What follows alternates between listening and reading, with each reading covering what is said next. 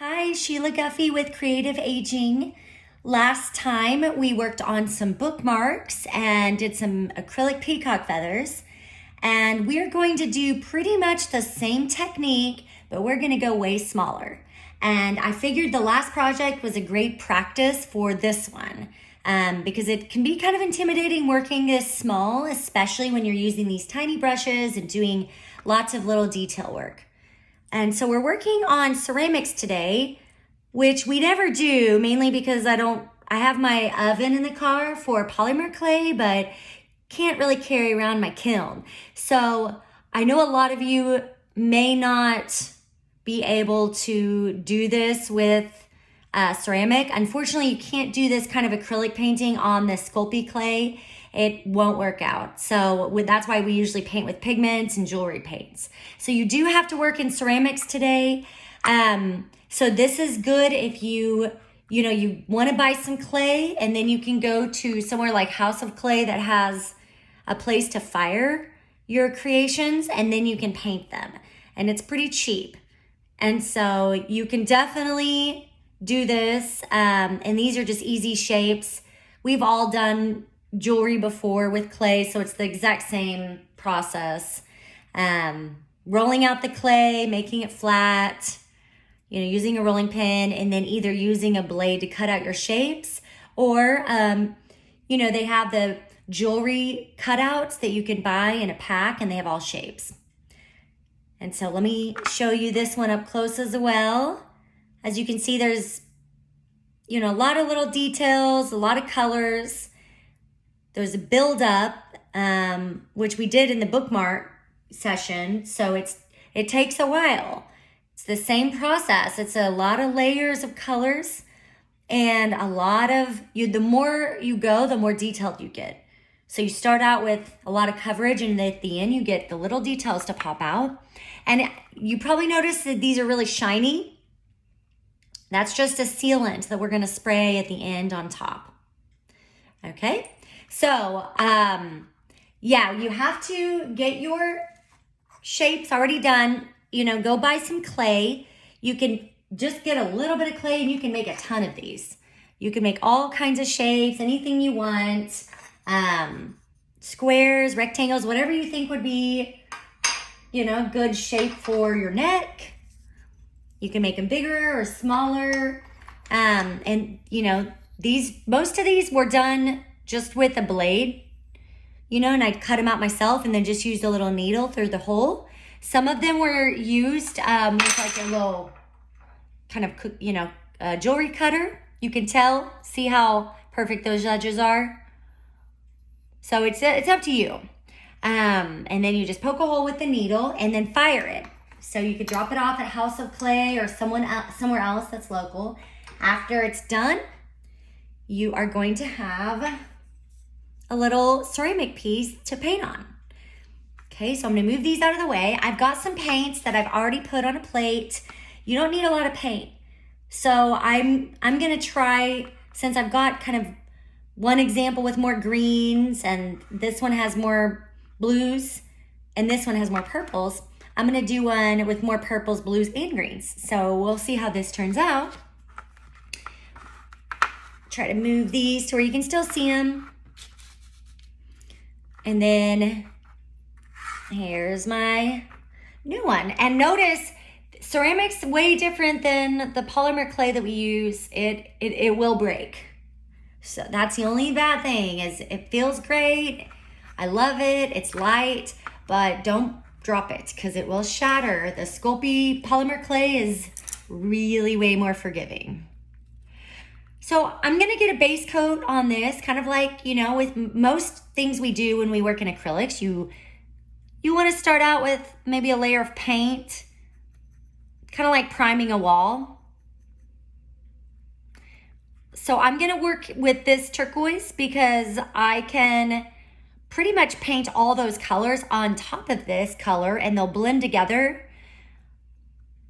Now you don't have to work in all colors that blend together. You can just let coats dry in between if you really want to work with colors that maybe don't go together. So if I wanted to do a lot of oranges, then I'd probably let this dry before I started, and then that's fine. But I'm gonna work pretty fast, so I kind of want them to all blend together. And then at the end, I'll let it dry and probably do some extra stuff. So make sure to get the sides. You can, if you have time, you can get the bottom of it. So let the top dry and then you can paint the bottom.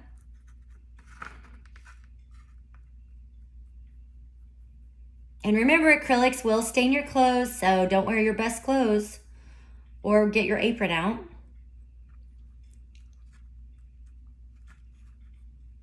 So I just did a light coat of paint. And now I'm gonna switch to a small brush and I'm going to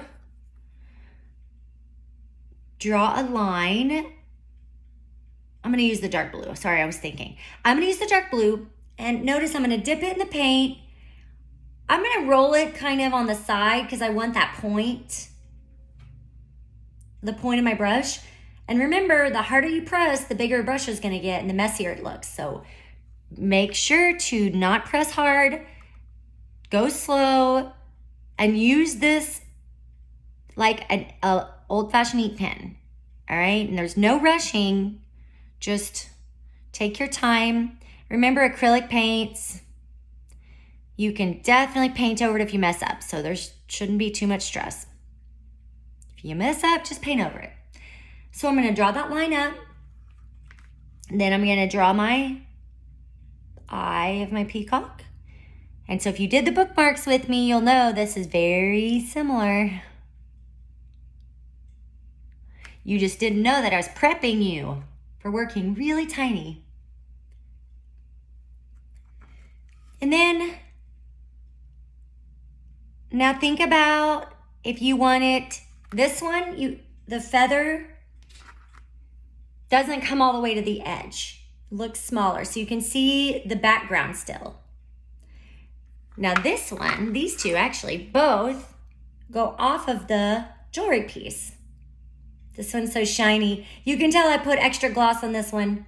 I can't even get it to be good in the frame. Sorry, I'm trying to turn it. There we go. So yeah, I went both off the edges. So think about if you want it to be a small feather and have the blue showing, or if you want it to go completely cover the whole thing.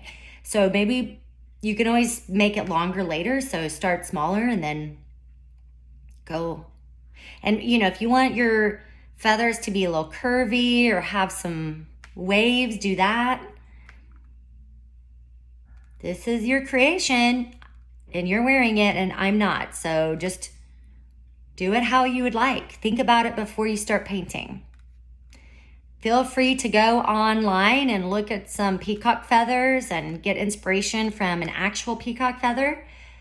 That always really inspires me, and usually I go to Pinterest to come up with some ideas for projects. So I definitely do my research. I don't just come up with stuff.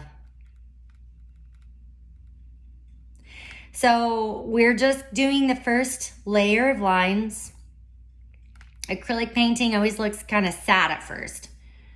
Takes a while. The more you do, usually the better it's gonna get. And more colors that will come out, so.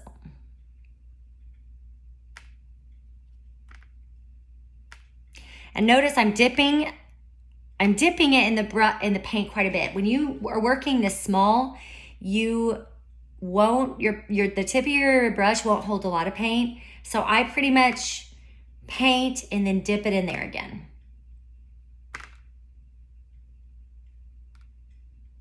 All right, I'm gonna do a little bit more at the top just to bring the blue out. And one nice thing is once I switch colors, it's gonna mix and create some new colors. Okay, let's switch, and I think I'm gonna go with maybe a light purple. I'm gonna wipe some of that off the brush, and notice I barely used any of my paint. This does not need much paint. So do not squirt a lot of paint on your paper or you're gonna waste it. And if you're like me, you're not gonna waste it. You're gonna put it back in this paint tube, but it takes a while and it's really annoying. But I don't waste paint. I actually do put it back in my tube. I try to keep them pretty separated so I can recycle them. But yeah, just start out really small. You can even, I mean, if you're painting by yourself, you can even use the color and just get it out of the lid. I've done that before. So like you open it up and sometimes that little part has a little paint in it. You could even just get that out for some of this because you don't need much, and that's fine. Okay, so let's do the purple. I'm just gonna do the same thing, really small.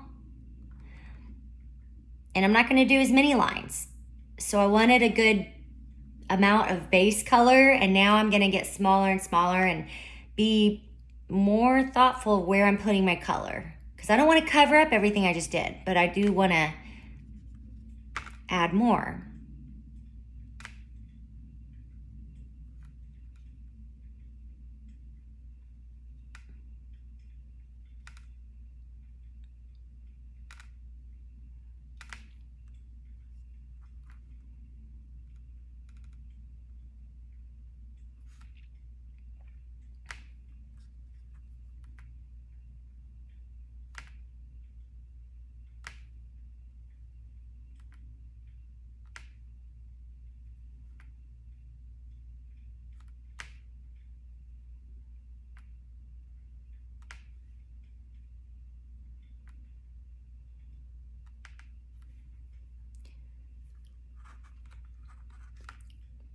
That's how it's looking so far. Notice how much harder I pressed on my right side. No idea why. Maybe the detail painting, my hand got more tired. So I'm gonna even that up on the other side. So at the beginning, I was super gentle and I made the tiniest line. And then it's like, I think, you know, this is tedious. And I don't want anyone to hurt their hands. If working this detailed is hurting your hands, then take more breaks. And you don't have to, you don't have to have fine lines. It's still gonna look good if they're thicker. So I'm just gonna make them a little thicker because you can always add more later, so.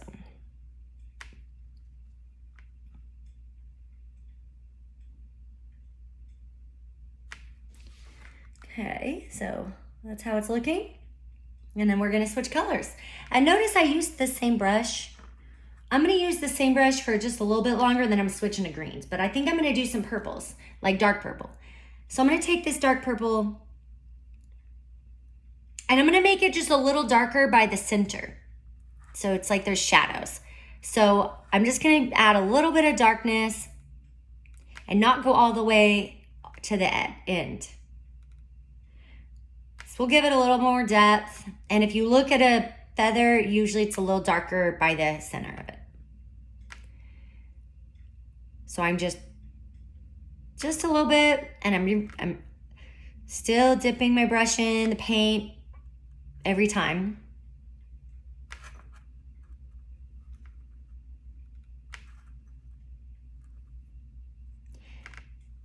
And if you need to wipe a little bit off, you can.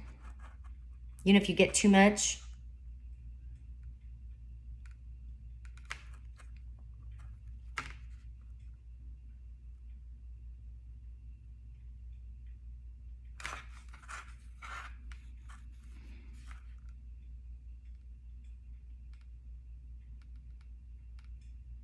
And if you paint over something that you don't like, you can always go back in. You're gonna go back in and redo a lot of this stuff. It's just all layering paints. So don't feel like just because you did something, you're not gonna go over it and do the same thing again. Because we're gonna go over the center of the feather again later. Because it's gonna be a lot covered up and it'll get lost. So I just did a lot of purple. So hard, I know it's so hard in the videos to see the details. Hopefully this is coming through okay. I know with the reflection of the gloss and working this small, it's a little bit harder to film. And notice I put something underneath because you're working small, you're gonna make a mess. I mean, you're gonna get paint on the table or whatever you're working on. So I put down cardboard. Okay, I'm switching brushes, using a clean brush. And I just have all the brushes out. So I just have lots of clean brushes. If you have water, you can clean your brush in between each time. And, you know, just make sure to use a paper towel to dry the brush a little bit before you paint on it again.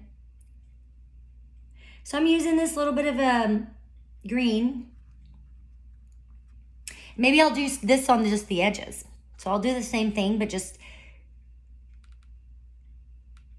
go on the edges and not go all the way to the center. And notice I'm still following the same kind of pattern that I did in the beginning, where I'm, you know, some of them are curved. I'm still following that main line. And so I'm not covering up all the colors. I'm just doing little accents.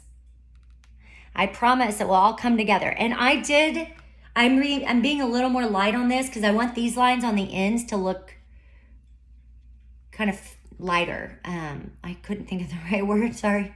I was thinking. So they're thinner on the edge. So I'm being more careful and not pressing hard at all.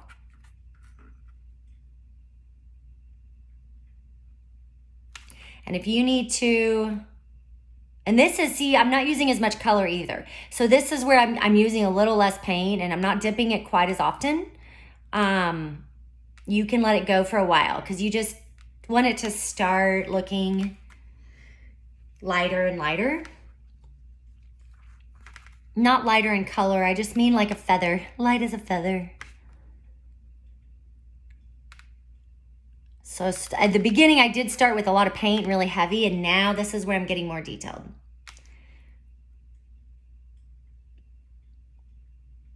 And these details are gonna bring it all together. So I'm just going a little in between some of these.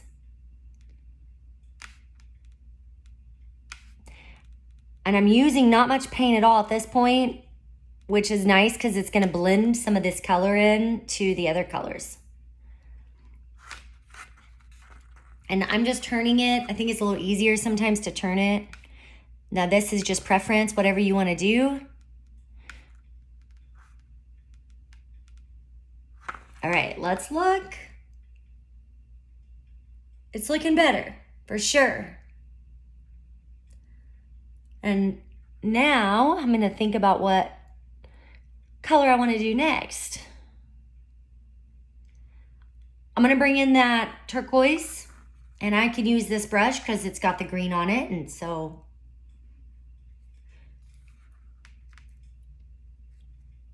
I'm gonna do the same thing with the turquoise. I'm gonna start really small. I might end up wanting more turquoise in it, but I'll just start as light as I did for the other green. And actually, this color looks really good with the background. It's already kind of really subtle with the background. So I'm gonna do more of this, I've decided. Because I want this kind of peeking through and like a little more green in it, I think. So just keep going.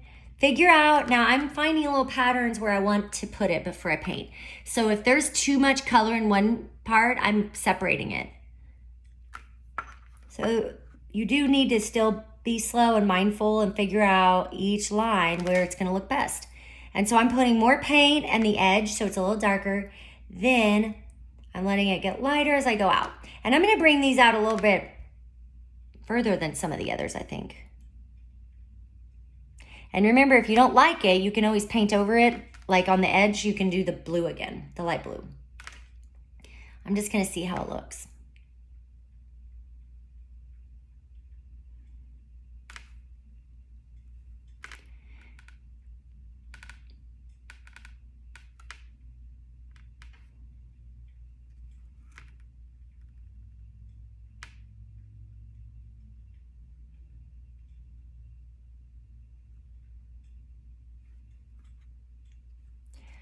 And I just realized at the top where my jewelry hole is, I kind of stopped and not brought my color all the way to the top. So I'm gonna go and fix that here in a minute.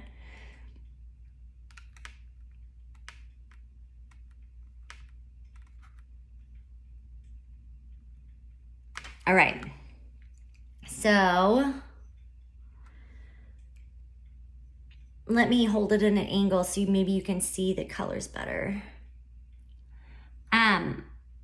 I like the green kind of peeking behind it. I'm gonna do more of it.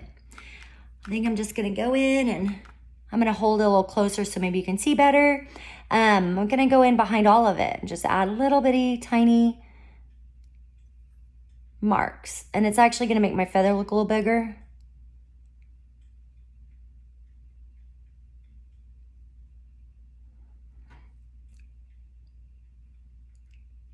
And I think I'm gonna bring out some of those other colors a little further out now. So I'm gonna go in and do the same thing again. So I'm gonna add some of my green on the edges and bring that out.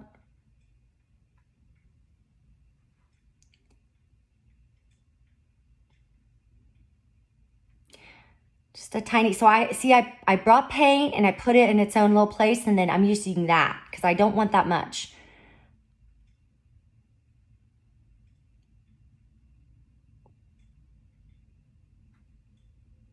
And I'm gonna do the same thing. Now that I brought it out further, I'm gonna kind of have to go in and do some more of the purples and stuff. And see if you do get heavy in one area. It's okay, actually. You know what, mine are too detailed. I'm gonna make some of them more heavy just because people are gonna do that anyways. So I want a different kind of example. So I'm gonna just press a little harder in some of them and it looks cool. So just whatever your hand is doing, just make it work for you. Don't feel like you have to make it look a certain way or look like mine. I actually don't like it when it looks like my example. So do your own thing. And if your hands are really shaky, make it work for you. It looks good. People really get upset about shaky hands, and most artists, they don't have perfect straight lines. So everyone thinks they have to have this perfect straight line. And Lee and I are all about you embracing, however your body's working for you. It really sometimes looks more interesting anyways when you kind of have your own natural shaky hands. I know that's weird to say out loud, but it's true. We have a lot of students that have Parkinson's, and we're used to it, and it's not a bad thing. Honestly, they have some of the better art. Okay, I'm going back over here. I'm going back up through my center, and I'm going to re-add my dark blue because it kind of got lost. And so at this point, you're going to have a lot of wet colors, and they're going to blend.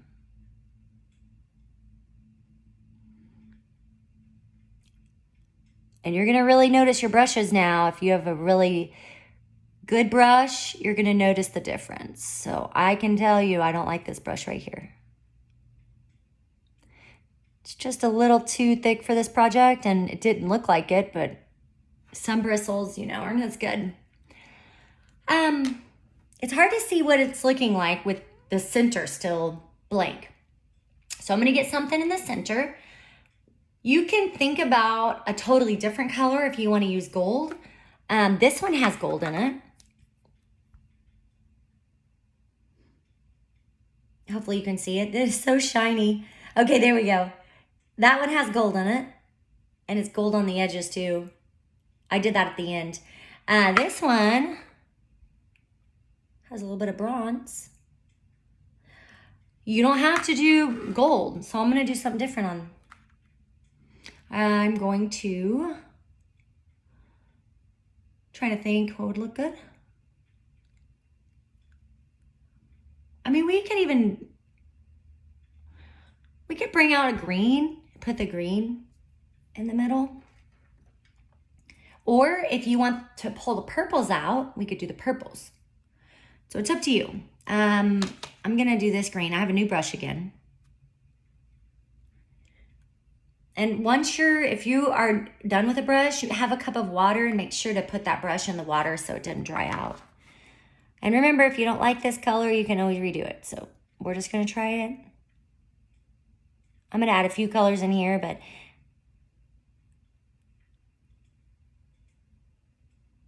so let's see how that light green looks.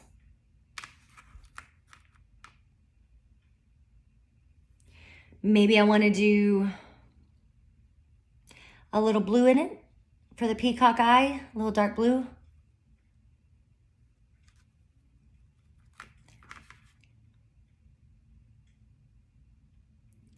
you can kind of almost just do a U, fill the U in, and do a dot, maybe a purple on top.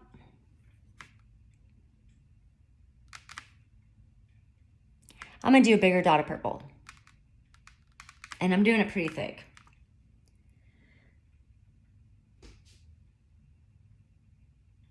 And if you're looking at that and you decide you don't like the light green in it, then change it. You could do the darker green. So let's add some darker green maybe to the edge if you want. See what it looks like.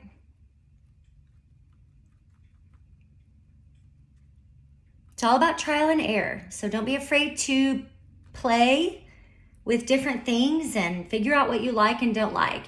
You know, that's what art is. It's a lot of problem solving, and it's just testing things out and taking breaks and looking and thinking, do you like what you're doing? And really look at it for a while, because you'll see what you want to change and what you want to work on and what maybe is standing out to you in a negative way or a positive way. So if there's one side that you love, maybe do it on the other side. But you do have to be mindful and take breaks. That is the biggest complaint I have about a lot of our art classes is people really rush everything. And I don't know why, but they always are in a hurry to go somewhere. And you can't really do that with art. You need to take a pause and look at what you're doing and think about, do I like it? Do I not like it? And that's the fun part, is doing something you really love, and hopefully you'll wear this or give it away to someone. I don't know. Okay, that's the darker. And if you don't like it, you can add a different color, cover it up. I might even add little lines. So I've got the darker, and I might do little kind of stripes of the light green or the blue, or dots maybe. I'm gonna add a little texture. Somehow I'm adding a little texture. So I'm gonna take the light green again, and maybe I'll just see how it looks and just do little dots that no one will probably notice except for me. No, someone will notice. I feel like it just looked too smooth compared to the rest of the feathers. So I didn't like how smooth it looked. It was standing out a little too much. So I'm just gonna add dots, and I'm gonna bring these little kind of dots around so it's not a perfect line anymore. That was bugging me too. Okay, that looks better. And now, remember that part I told you at the top that I didn't go to the top enough? So I'm gonna do that right now. I'm gonna re-add some colors up here.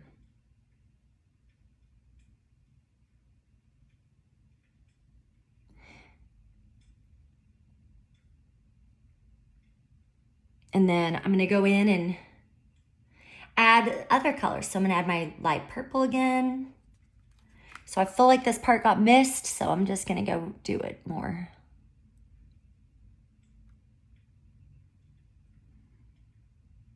And I feel like a lot of the light purple got missed, so I'm just gonna go and re-add a little bit. I think it's pretty. I'm gonna bring it out a little more too. The green is taken over, so I'm gonna add some purple in between it.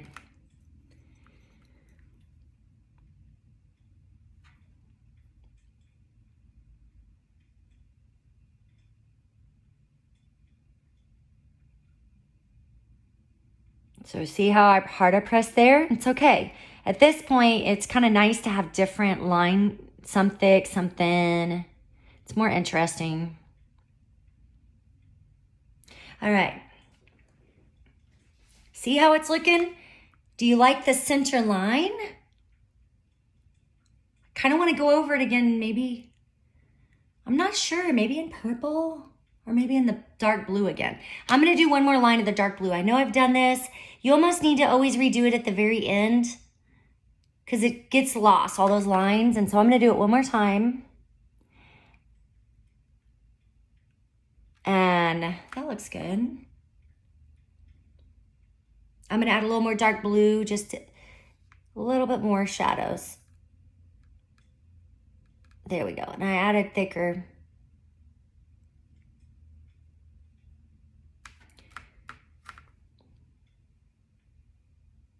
And if you still think, oh man, now I added maybe too much. No, maybe not. Let's look. So I did add a lot right there. So I think that's too much. I'm going to go back in with my light because I like the contrast. So I didn't like what I just did. I added something and now I have to redo it again. So I'm going to go and add light green back over the blue. Just a little bit because it got too dark and I want to separate it. These videos are good because you guys just usually see our end result and our example, and you don't realize that we actually take a long time making these examples. So we mess up and we have to figure it out, just like you guys. It's a process. And I'm even rushing this a little bit for a video, so it's really, these really, even though they're tiny, they should take a good hour and a half. Okay. And I want a little line of light blue, I think, in the center too. So I'm going to go in just lightly. So I'm not even going to go a solid line. I'm just going. And then I'm going to do the dark blue again.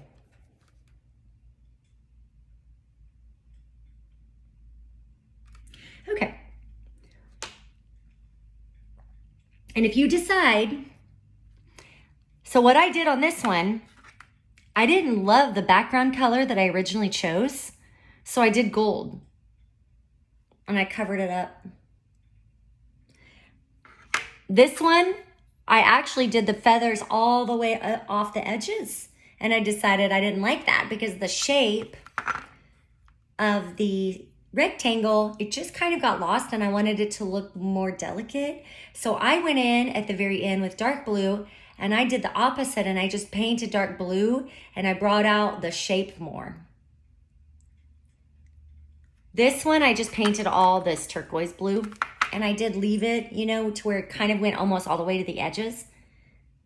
So I didn't really do any other color. This was my original one. You can tell it's got so many layers of gloss on it. The gloss is gorgeous though. I mean, it makes it so glass-like and pretty. So notice the difference between the glossy and the flat. So the gloss will bring out all of your colors. It's kind of magical. And so you can use any kind of sealant. I like the Krylon Triple Gloss, or Mod Podge has a glossy sealant, and they're all just sprays. And you just, like any kind of spray, you just shake it and you just spritz it back and forth.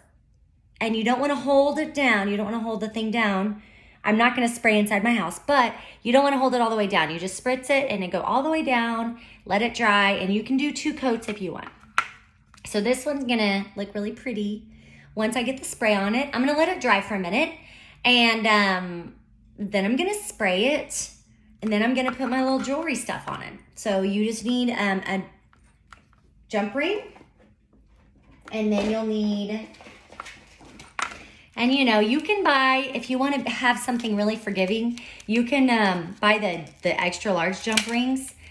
Because if you make your hole too far down, like this one is, then you need an extra large jump ring.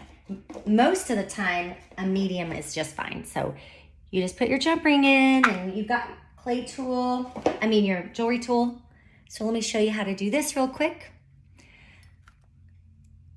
So you just take it on one side. Remember, you go forward and backward. You don't want to mess up the circle.